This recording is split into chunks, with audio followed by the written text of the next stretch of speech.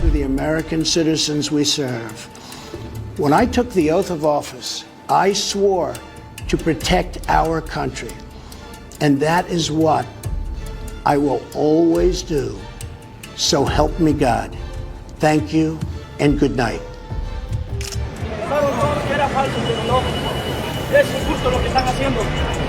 Guatemala es buena.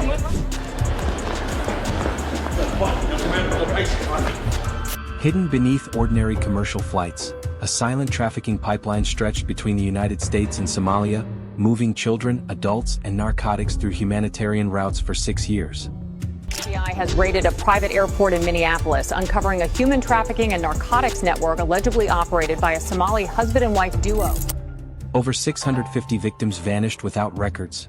People and drugs processed like cargo, then erased until investigators uncovered the truth. Let me show you. At 3:15 a.m. on December 30th, 2025, the night air over Liberty Cross International Airport in Minneapolis was cold and silent. Federal vehicles rolled into position. Doors were breached. Flashlights cut through the darkness. When FBI and IC agents stepped inside, they did not find aircraft preparing for humanitarian flights. Instead, they walked straight into a hidden crime scene. Behind the steel doors of hangar LC-47, agents opened 12 shipping containers. Inside were 268 children, frightened, silent, and tightly packed together, waiting to be loaded onto a charter plane headed overseas. Records found at the scene showed a larger network. 654 victims tied to the same trafficking pipeline from Somalia to Mexico to China. The airport was owned and operated by David Thomas Reynolds, 52, and his Somali wife, Safia Ali Warsam, 39, a couple trusted by the community, but with secret ties to the Los Zetas gang. On the office wall hung a single photograph, Governor Richard A. Whitcomb, crossed out in red ink, and next to it, one word, eliminated. If you believe stories like this should never be hidden, please tap like and comment justice to help more people see this investigation. By mid-morning, investigators began tracing what Liberty Cross truly was, not an airport but a gateway in a silent network. Inside the operations office, agents uncovered flight manifests, shipping rosters, and financial ledgers covering 6 years of private departures. None of the flights were listed in public aviation records. Every route followed the same path: Minneapolis to Tajana, then across the Pacific to Chinese industrial zones. Passenger names did not appear in immigration databases. Instead, they were marked with coded labels: transit only, no return, cleared for transfer. The evidence showed that children and adults were not being relocated. They were being moved like inventory. A confidential witness confirmed the truth. He was a U.S. Army veteran, rescued months earlier after escaping forced labor in a Chinese factory. His testimony matched the airport files exactly. The same route, the same holding process, the same false promises of education and work. Financial records tied the operation directly to David Reynolds and Safia Warsame, revealing offshore accounts, cartel payments, and coordinated logistics across 3 continents. It was a system carefully built, deliberately hidden, and running in plain sight. If you think no child should ever be treated like inventory, hit like and comment protect. As federal analysts reconstructed the timeline, a darker picture emerged. Every month, 3 to 5 charter flights departed under special clearance codes.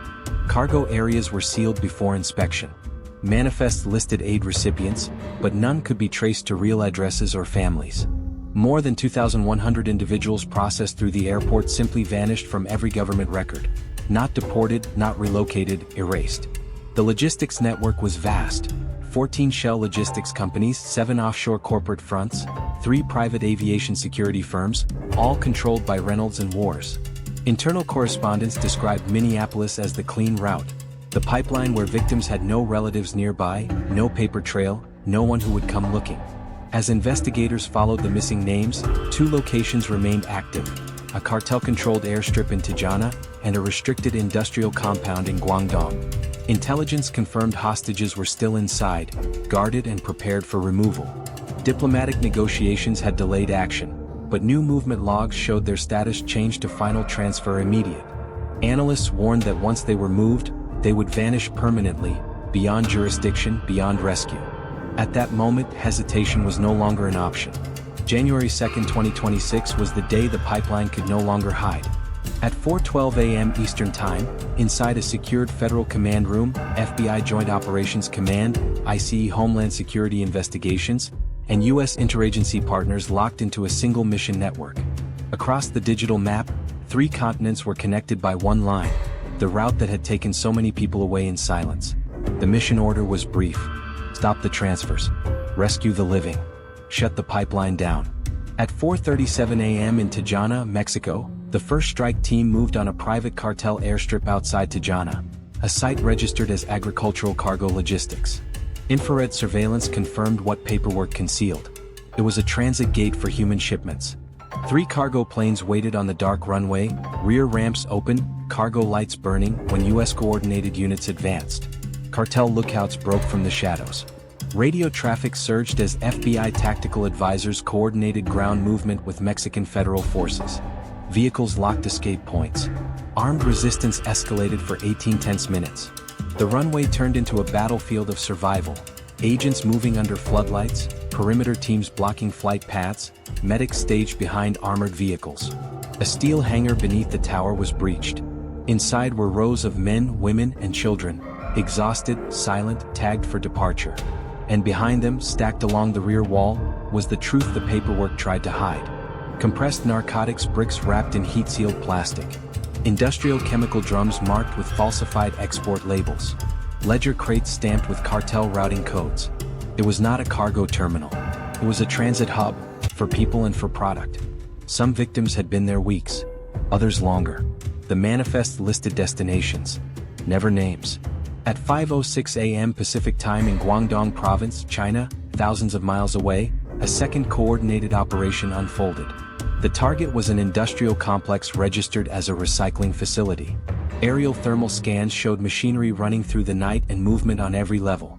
Inside, reality was brutal: concrete corridors, chemical processing floors, workers monitored by cameras and supervisors. Shift logs showed 16 to 18-hour cycles.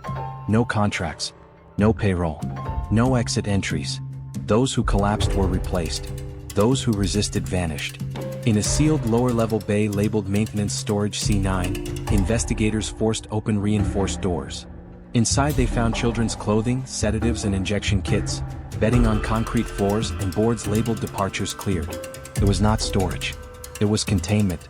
Rescue teams advanced slowly, floor by floor, because a rushed move meant lives at risk. Many victims were too weak to speak. Others trembled, unsure whether this was freedom or another transfer. For the first time, the scale was undeniable. Minneapolis was not the destination. It was the starting gate. At 6:28 a.m. back in Minneapolis, FBI command confirmed final counts. 214 victims rescued at the Tijuana airstrip, over 320 captives secured inside the Guangdong facility, and additional movement routes identified along the chain. Across the operations channel, one message repeated: "They're alive. We have them." No one cheered. There was no victory in what they had found, only the weight of how close these people had come to disappearing forever. The pipeline had been built to run quietly, profitable, invisible, relentless. On January 2, 2026, for the first time it was stopped. If you respect the courage of the officers who risked everything to rescue the victims, comment "Rescue Matters." When the sun rose over Minneapolis on January 3, 2026, Liberty Cross International Airport was no longer a private aviation hub. It was a sealed federal crime scene. While rescue teams worked quietly inside the hangars, a different kind of effort unfolded across the upper floor offices, led by FBI forensic analysts and ICE Homeland Security investigators. This was not about planes anymore. This was about truth. Inside the administrative wing, agents located a reinforced vault door hidden behind a decorative wall panel. The wiring was routed through an independent security circuit, separate from the rest of the airport systems. A sign that whatever was behind it was never intended to be seen. The vault was opened at 9:42 a.m. Inside were 9 encrypted hard drives, dozens of sealed financial binders, metal cases filled with passports and identity fragments, and a series of red-tagged folders labeled LC Pipeline. The documents did not describe an airport. They described an operation. Each binder logged flight cycles, transit staging, staffing rosters, and clearance approvals. What struck investigators most was the language: cold, procedural, entirely absent of human reference. Victims were not listed as people. They were categorized as units, transfers, and inventory classes. Some files carried a chilling notation: permanent transfer, no domestic record. Cross-referencing revealed a second layer of tracking reserved for cases that would leave no trace inside the United States. Those names simply stopped appearing after departure dates. There were hundreds of them. The vault also contained a wall-sized photo layout, surveillance stills, travel routes, payment confirmations, and at the center, a portrait of Governor Richard A. Whitcomb crossed through in red marker. Below the image, taped to the frame, was a handwritten note: risk contact with investigators. Status resolved. It was not speculation. It was admission. Financial statements tied offshore accounts to shell aviation firms, logistics fronts, and private cargo vendors across 3 continents. Internal memoranda described Minneapolis as the most stable corridor: minimal oversight, minimal inquiry. Other notes showed instructions to target individuals without close family contact, without medical documentation, without legal advocates. Victims who would not be missed, at least on paper. In a separate case box, agents discovered duplicate forms bearing humanitarian relief logos, the same designs used to reassure families overseas that their loved ones were being sent to education programs or work training abroad. The signatures were repeated. The dates were recycled. None of the programs existed. As analysts reconstructed the records, one conclusion became inescapable. This was not opportunistic crime. It was infrastructure. It had budgets, departments, audits, succession plans.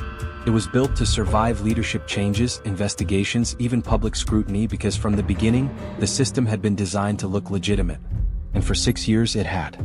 The final discovery came late in the afternoon. A classified index listing past transfers categorized by region. Some names were marked recovered. Many were not. One column carried a single devastating word: unreturned. The files did not simply reveal a network. They revealed the cost of silence and the quiet, careful, calculated way an entire world of people had been made to disappear. Not in chaos but on paper. By the time federal teams completed their first full review, the numbers no longer looked like statistics on a page.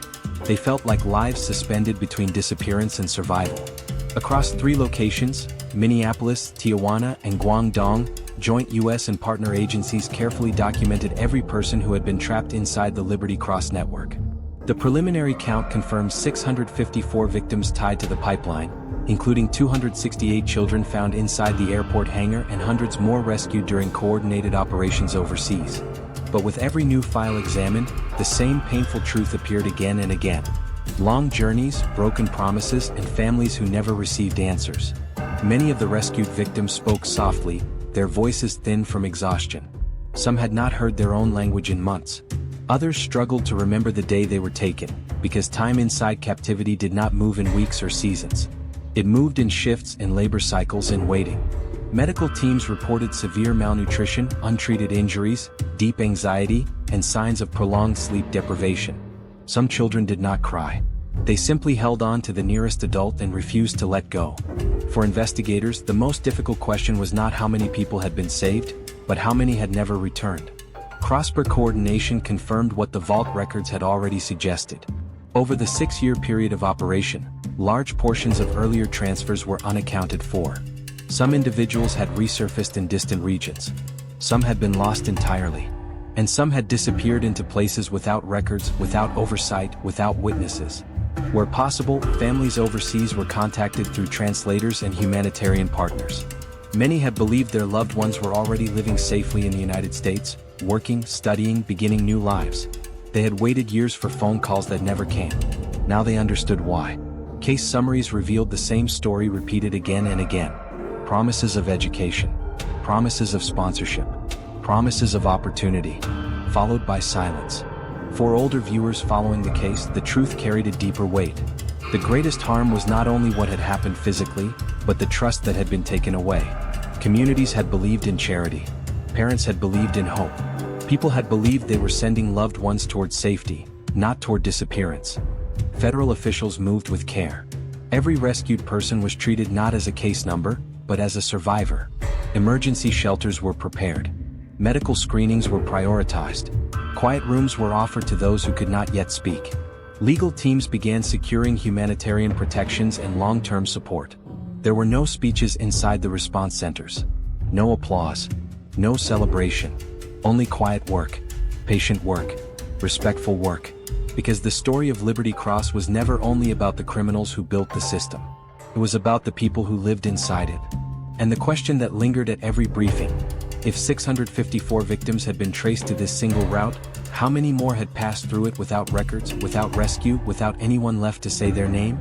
For the first time, the nation was forced to confront a truth that did not feel distant. It had not happened in far-off places. It had happened beside familiar roads, beneath office floors, inside a private airport people drove past every day, never knowing what was hidden behind its walls. And the cost could not be measured in ledgers or reports. It was measured in the quiet, fragile journey of learning how to feel safe again. By the end of the federal review period, the question was no longer how the network operated. The question was how it had been able to exist for so long without being challenged. The investigation into Liberty Cross did not only expose a trafficking route. It exposed the weaknesses around it: structural, bureaucratic, and human. For 6 years, the airport functioned under a label that drew little suspicion: private humanitarian transport operations. It fell into a narrow space between aviation oversight, non-profit regulation, and international logistics review. A space where many agencies assumed another office was already watching. No one saw the whole picture. Internal assessments later identified several systemic failures. Private aviation cargo screening was designed for contraband detection, not for identifying people hidden behind legitimate paperwork. Humanitarian transport waivers were processed on trust, often expedited to avoid delaying relief shipments. And because Liberty Cross handled international departures rather than arrivals, fewer domestic databases flagged missing record trails. Nothing appeared illegal until it was too late. Local communities had trusted the image of the airport. Corporate filings looked legitimate. Public events presented the owners as benefactors. Grants and sponsorships framed their work as global outreach. And in many ways, that was the most painful realization. The system had not collapsed because no one cared. It collapsed because everyone believed what they were supposed to believe. Review boards later wrote that Liberty Cross did not hide in shadows. It hid in credibility.